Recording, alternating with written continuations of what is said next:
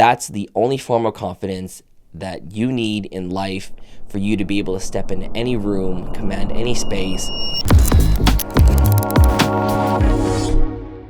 Welcome to the first episode of The Integrated Life. My name is Kian, and I'm going to be hosting this podcast. At the very beginning, I was like, let's just do something a little bit more motivational to kickstart this podcast, right? But then I realized that for me, even get in front of this camera, I needed the confidence to do so. I've been searching all this YouTube stuff, on how to even start a podcast and a solo episode, how to do a solo episode. And I realized how important confidence is. And as a full-time videographer for the past 8 years, the way that I'm about to explain confidence to you has led me to growth year after year after year and be able to sustain a career. So, confidence. A lot of people say that it equals competency, right?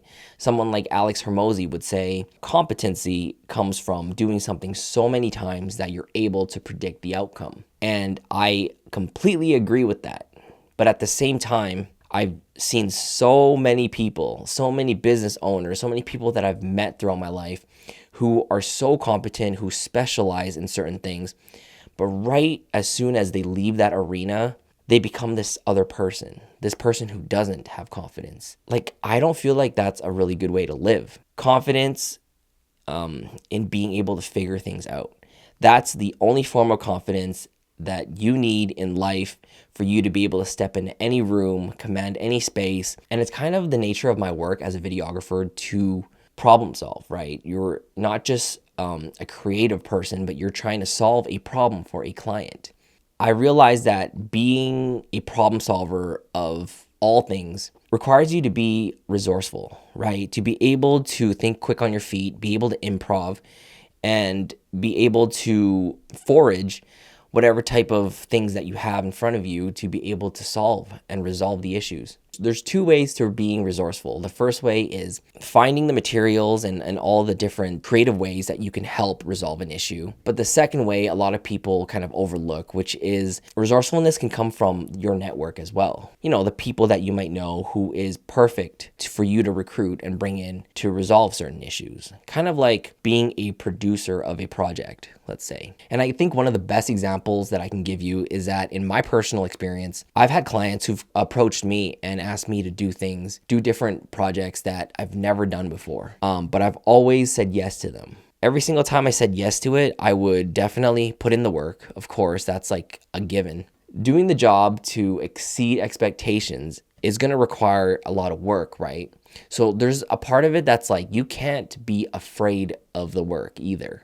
So what I find that is that in order for you to practice being resourceful and practice problem solving, there is a sense of courage that is required and that takes place whenever you go into situations that allows you to practice. I think courage and bravery is a huge component to confidence, and the competency, it's a very practical way of telling the general population on how to be confident. A lot of times people think courage is the absence of fear. It's about being fearful and doing it anyway is what makes a person courageous, So a lot of times when I tell people that, I say yes to jobs that I've never done before, I often get met with the comment of that's very audacious. How do you become so daring, right? I know that it comes from the confidence of being able to figure it out.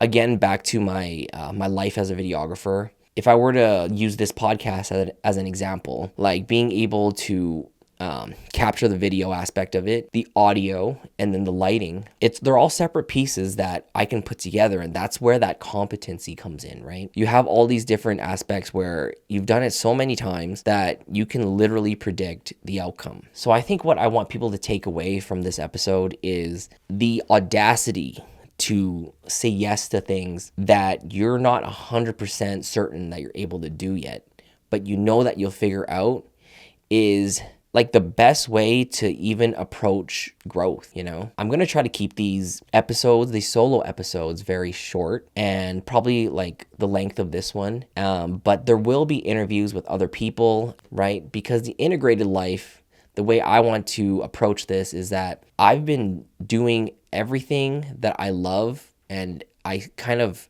surround my life around all my passions. That's what I mean by the integrated life. And it has worked so well for me and has been so rewarding. And I just hope that people who listen to this will aspire to live an integrated life as well. So I'm going to leave you with one last thing before I sign out of the first episode. And that is that growth comes from discovery, but discovery comes from actions.